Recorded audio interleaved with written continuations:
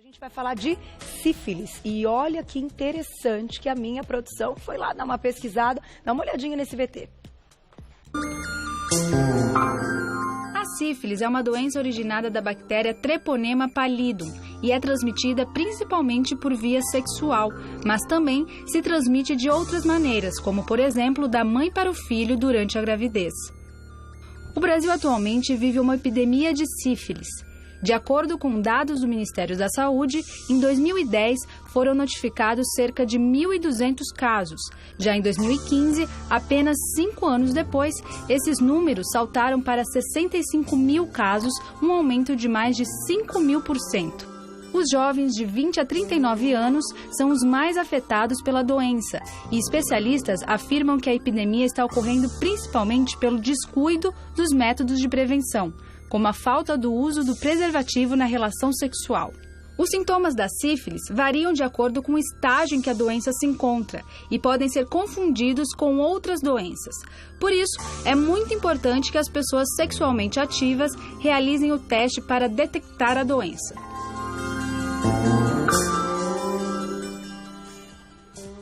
Tá aí, belíssima introdução. Doutor, mais uma vez com a gente, queridíssimo doutor Gustavo Ventura, ginecologista. Já dei beijinho, vou dar de novo, né? Que agora o pessoal não estava vendo, não é verdade? Bem-vindo. Queria começar esse papo com você, indo um pouquinho na direção do que a gente ouviu como estatística.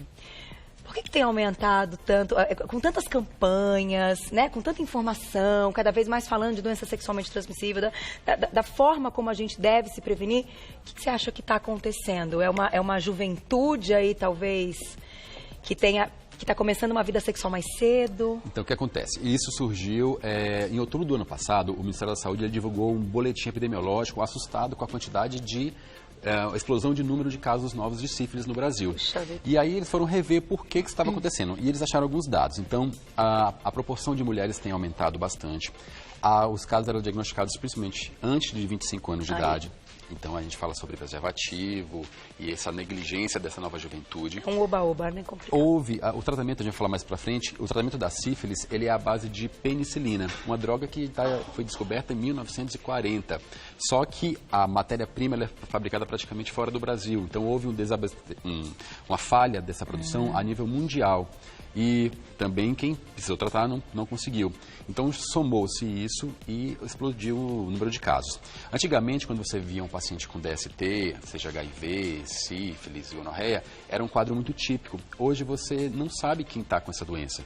Então, às vezes a mulher vai na balada, conhece alguém, tem uma relação sem preservativo, e isso é uma rotina no consultório do ginecologista, e vai descobrir essa doença já quando vai fazer um pré-natal, quando vai fazer um check-up ginecológico, exame de sangue de rotina. Jura? Mas como que ela se manifesta, então, para a gente entrar aí numa parte de alerta? Então, como é que funciona? Então, a mulher, ela é uma doença crônica, então ela pode começar formando uma pequena ferida na região genital. Tá. Normalmente ela aparece depois de 3 semanas daquela relação que houve a contaminação. Só que essa ferida ela desaparece muito rapidamente. Então, em até 4 semanas, desaparece. Sendo que na mulher... Sozinha? Sozinha.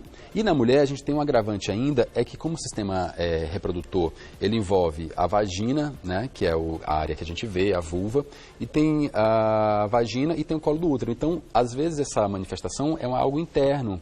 É algo que ela nem percebe. Então, aquilo aparece, desaparece de forma espontânea e as outras manifestações, que são a secundária e a terciária, ela já pode demorar vários anos para aparecer. Então, hoje eu digo que no Brasil a forma mais comum de diagnóstico é a latente, que é aquilo que a mulher vai começar o seu... pensar em engravidar, faz aquele check-up ginecológico e pré-concepcional, ou já está grávida e vai fazer a rotina de pré-natal, e aí o exame dá positivo. Porque tem um exame. Porque tem um exame. O diagnóstico, ele é feito basicamente através de exame de sangue, tá? Tem um que é o VDRL, que é o que... e tem o outro que é o FTABS. Um é mais sensível, o outro é mais específico. Então, por isso que a gente pede normalmente os dois, para não haver dúvida. Mas não seria um exame de rotina? Quando o ginecologista ele tem que perceber se a mulher tem esse hábito sexual, houve uma relação desprotegida, tem que solicitar exames de Olha, DST. isso é muito interessante o que você está dizendo, porque alguém deve estar ouvindo e falar assim, nossa, mas meu médico nunca pediu para fazer, será que eu tenho? Não é verdade? A gente se questiona, não, mas eu acho que eu nunca fiz esse exame. Por que será e tal? Aí eu acho que entra uma sensibilidade desse contato e até da conversa que a gente leva com o nosso médico, porque o ginecologista é o médico da mulher, da saúde da mulher, né? Física, eu acho mental e etc. Só que aí, e até emocional em muitos casos, porque envolve relação sexual. Doutor, me conta, quando a gente fala de uma manifestação interna, tem ferida também no útero? Então, esse a gente chama de cancro duro. Essa primeira manifestação da sífilis parece uma ferida aberta, só que ela é indolor e é dura. Tá? Porque existe uma outra doença chamada cancro mole. E ela pode desaparecer de forma espontânea. Então, às vezes, quando ela queixou, quando ela foi ao ginecologista um mês depois, ela já desapareceu. Tá. Ou no homem, mesma coisa. Pode ter sido um atrito na hora da relação sexual que acabou desaparecendo. Então, por isso a importância de, teve algo na região genital, procurar o médico especialista, seja o urologista no caso do homem ou o ginecologista no caso da mulher, para investigar DSTs, né?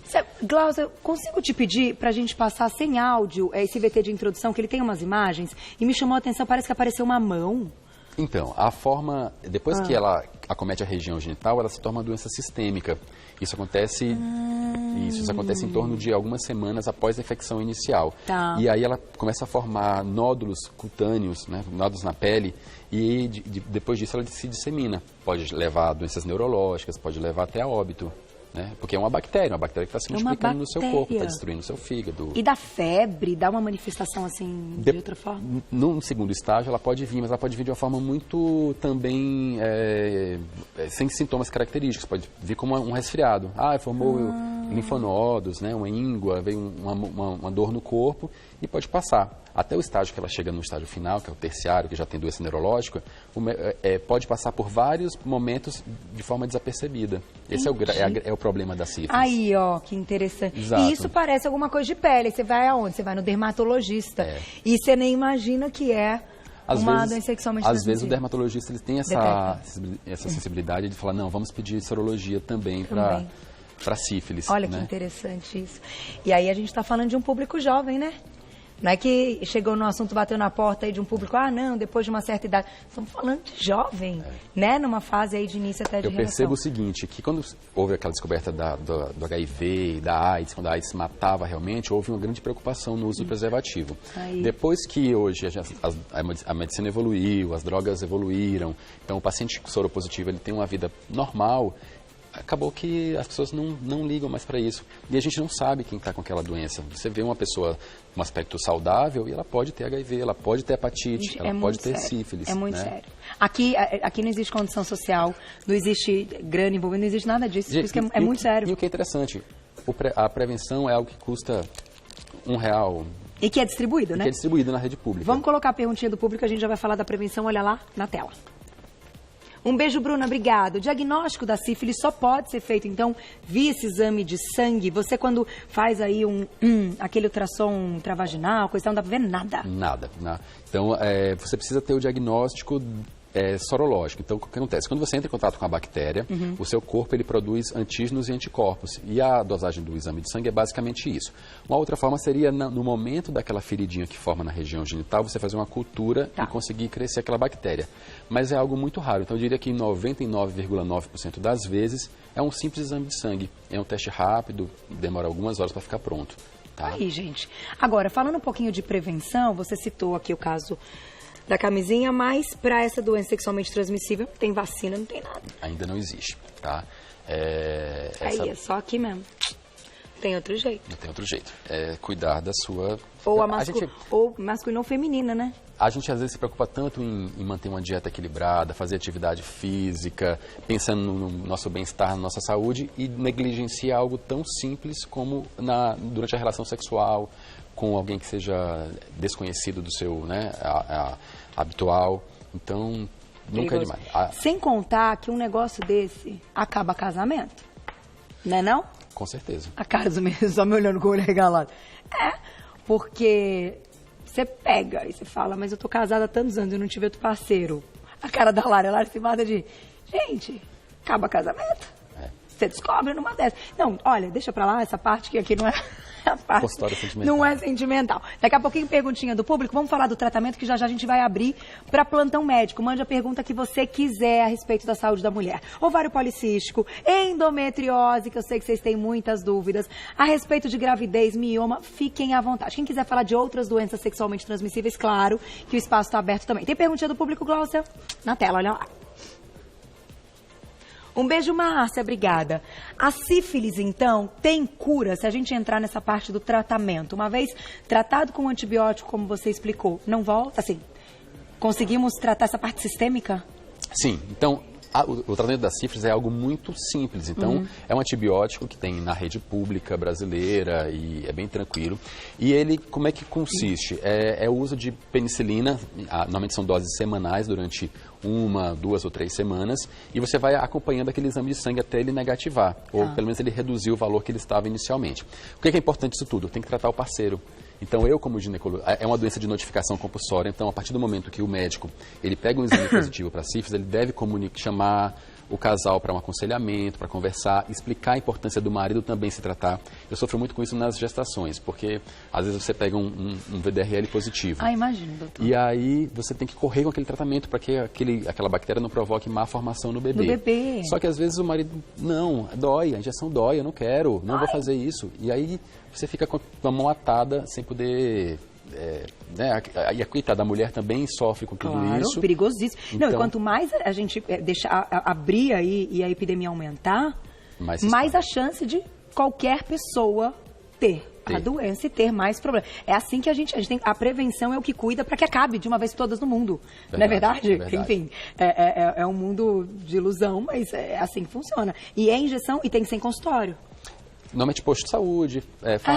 Tá. É que a penicilina que a gente usa é a famosa bezetacil. E como ela pode dar algum efeito colateral, a gente, hoje em dia o Ministério recomenda que faça em um ambiente hospitalar com mais segurança. Então, posto de saúde, hospitais, tá? Mas é algo muito acessível, sim. Vamos começar com perguntinhas do público, então? Vamos lá, o que vocês querem saber a respeito da saúde da mulher? Percam a vergonha, se vocês não quiserem ser identificados, coloca lá entre parênteses. Não me identifique, não coloque meu nome, não coloque minha foto. A gente não coloca. Perguntinha na tela. Sara, um beijo, obrigada. A síndrome do ovário micropolicístico tem alguma relação com acne? Esse assunto é recorrente no Você Bonita. O lance dos ovários... Aliás, eu já começo te perguntando, assim como eu perguntei da sífilis e doença sexualmente transmissível, quando a gente está falando aí da síndrome desses ovários policísticos, é uma mulherada, assim, num número muito grande que tem, né?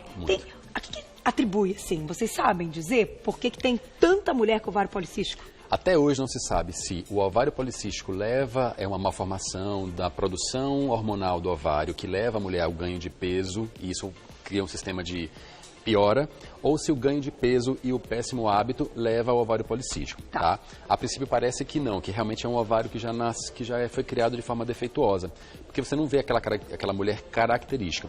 Então, para quem perguntou, a síndrome do ovário policístico é uma síndrome que se caracteriza porque o ovário ele não produz o hormônio adequadamente. Então, você acaba tendo um excesso de testosterona, que é um hormônio masculino.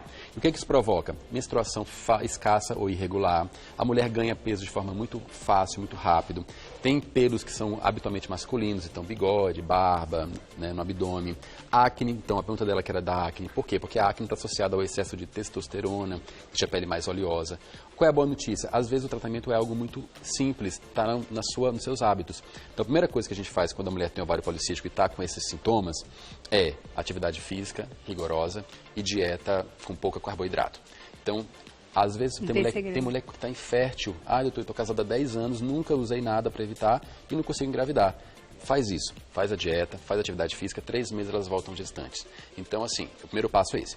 Não deu certo. Existem hoje no mercado algumas medicações que conseguem diminuir a quantidade desse hormônio e normalizar o seu eixo hormonal. Muitas vezes a pílula pode ser uma indicação, mas que tem que ser conversado com o médico, porque tem lá os seus contras, seus prós e contras. Então, né, o médico é que vai dizer se para aquela pessoa ideal se vai ser benéfico ou não. Mas a mudança de vida, de alimentação e atividade física, sempre? Sempre. Às vezes é muito melhor a gente falando de atividade física, eu sei que eu te acompanho, eu sei que você é uma esportista. Ontem, Bia, não vou nem dizer o que falaram no meu exercício ontem, que eu fico pulando igual doido, já imagino os apelidos que eu recebo. Às vezes eu falo que é muito mais importante a regularidade, então não adianta você correr 5 km no sábado, você tem que correr 1 km segunda, 1 km quarta, 1 km sexta, do que um no sábado. Porque é isso que faz com que mobilize a gordura e com isso a melhora do padrão hormonal, entendeu? Perfeito. A regularidade. A regularidade. Vamos lá para mais perguntinha do público, vamos ver quem escreveu pra gente. Um beijo, Bruna, obrigada. Quem tem endometriose severa pode engravidar, como é hoje encarado aí na medicina, que evoluiu muito e que mulheres com endometriose podem engravidar, né? Sim. Então a resposta é sim.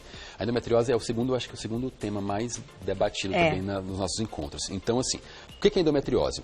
O útero, ele tem uma camada interna chamada de endométrio, que é isso aqui que vocês vão ver melhor, que é o que descama todos os meses quando a mulher vai menstruar. Só que por alguma malformação, existem células desse endométrio fora do útero. Então eles podem estar aqui nos ovários, né? Eles podem estar no intestino, já foi achado até no sistema respiratório, brônquios. Jura? Migrou pulmão. nesse tanto. Gente. Exato. Então a endometriose faz o quê? Todo mês quando a mulher sangra, ela sangra também dentro da barriga, concorda? Sim. Então sangra, cicatriza. Isso vai formando o quê? Aderências, cicatrizes lá dentro. Isso acaba cometendo ovário, trompas, e isso deixa a mulher infértil em boa parte dos casos. Então, sempre que a mulher tem infertilidade, ela precisa fazer exames que investiguem endometriose. Só que, muitas vezes, você bloquear a menstruação, ou você fazer uma cirurgia de correção dessa endometriose... Do que já foi, né? Do que já Exato. Já consegue deixar a mulher fértil novamente e ela bem possível engravidar. Outras que você só descobre que tem endometriose quando você vai, sei lá, o parto virou uma cesariana. Você abre, nossa, quanta endometriose aqui, e ela engravidou de forma super rápida. Então, a endometriose tem muito estudo, muito pano para manga. Eu acho que tem muito a ver com cabeça, Sério? com psique, com dieta. Que né? interessante. Eu ia te perguntar se é uma questão genética também. Onde é que tá? Porque assim, tem mulheres que têm, tem mulheres que não têm. Todas menstruam e todas têm liberação do endométrio todo mês. Então, né? Por quê? Existem várias teorias para justificar a endometriose. Então, uma delas é que quando o útero está se formando, algumas células migraram de forma errada daí e foram parar em outros lugares do corpo. Tá. Então, essa é ainda quando você é um embrião lá na barriga da mãe. Outra que quando você menstrua, que é para descer para baixo, você tem um fluxo para trás. Então, cai pelas trompas na cavidade abdominal e vai se implantando e vai crescendo ali. Outras que essas células caem no sangue e vão se implantar em qualquer lugar. Tá. O que a gente sabe é que o perfil de mulher com endometriose é muito parecido. Então, são mulheres que normalmente passam por um estresse emocional muito grande, que às vezes tiveram uma infância ou adolescência conturbada e ali, né, que tiveram um problema com peso, com alteração hormonal. Interessantíssimo. Então, normalmente são mulheres que quanto mais dor você associa também a quadros de depressão, de ansiedade extrema. Então, eu acho que quando o médico ginecologista ele pega um caso de endometriose, ele tem que dividir essa carga. Eu sempre peço para fazer uma terapia, porque eu acho que tem a ver a questão do nutricionista, mudar hábito. Olha que legal. Uma visão, assim, muito maior do que simplesmente vamos cuidar da endometriose. Exato, né? É verdade. Vai além. Vamos lá, mais uma perguntinha. Quem escreveu pra gente? Um beijo, Jaque, obrigada. Os sintomas da sífilis são parecidos com os da herpes? Olha que pergunta legal. Então, assim, você é bonita e inteligente pra caramba. A herpes é um vírus, né? E ele provoca feridas no colo, na vagina também. Tá? E no pênis, no caso do homem. Qual é a diferença? É que no caso da sífilis é uma ferida que não dói e que ela desaparece muito... É uma ferida. No caso da herpes, são feridas, normalmente são múltiplas, em espelho, então normalmente acomete os dois lados dos lábios vaginais e ela é muito dolorida. Então normalmente a mulher vai fazer xixi quando a urina escorre, arde demais, a ferida, ela se encostar é muito dolorida, então é possível diferenciar com base nisso. Tá. Mas é claro que em um caso ou no outro, tem na dúvida, você tem que ir no ginecologista. Existe exame de sangue também para saber se você já teve contato ou não com o vírus da herpes. Tá? A coisa ruim é que o herpes ele não tem cura, então ele está muito associado à sua imunidade. Tem gente que vai ter um episódio, vai cuidar da sua imunidade e nunca mais vai aparecer. E tem gente que e quanto a sífilis, tem tratamento e você vai ficar curado. E a herpes, se você não se cuida, você vai ter quase que recorrente esses episódios. Tem que ter um cuidado com a imunidade. Infecção. Isso é engraçado do jeito que você está falando, porque, bom, o início do outono é meio conturbado, né? Eu peguei uma super sinal, acho que eu e todas as apresentadoras, eu, Regiane e Cássio, estavam as três lá assim, ó, né? Tudo se olhando, não acredito, né? Quem não pode pegar, sempre pega. E a sinusite. E sempre quando vem a sinusite num grau, assim, do início do outono, vem a minha herpesinha no mesmo lugar. Exato. Aí você cuida de tudo, aí você fortalece um monte de coisa, você come tudo isso que os meninos mostram aqui na nossa culinária, aí você fortalece o corpo inteiro e encara. Passa. Mas é interessante ter essa observação aí do momento também que você está vivendo desse estresse de imunidade, né? Com certeza. Porque estresse também derruba a imunidade, né, gente? Vamos combinar. Com certeza. Vamos para a última perguntinha que dá tempo. Quem escreveu pra gente? Olha lá. Um beijo, Gabi. Obrigada. Que foto linda. Gostei. O que são folículos retidos? Não faço a menor ideia também, Gabi? Vamos saber.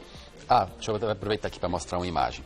O ovário, os ovários, né, que são dois, a mulher tem dois, ele todos os meses ele vai liberar um óvulo, tá? Então a gente chama de folículo ovariano. Então tá aqui. Então começa o ciclo, começa a preparar aquele que vai ser o óvulo liberado naquele mês. Por algum distúrbio hormonal, então para esse ovário eliminar esse óvulo, você tem os picos de hormônio, do estrogênio, do LH, do FSH, para ocorrer a ovulação. E a partir dali, esse óvulo encontra com o espermatozoide na trompa. Por algum motivo hormonal, você não faz os picos e você retém aquele folículo. Então ele não é liberado. E aí, quando você vai fazer a ultrassom, tem um monte de folículo ali retido, que inclusive confundem com o ovário policístico. Você tem várias imagens de folículo, será que não é ovário policístico?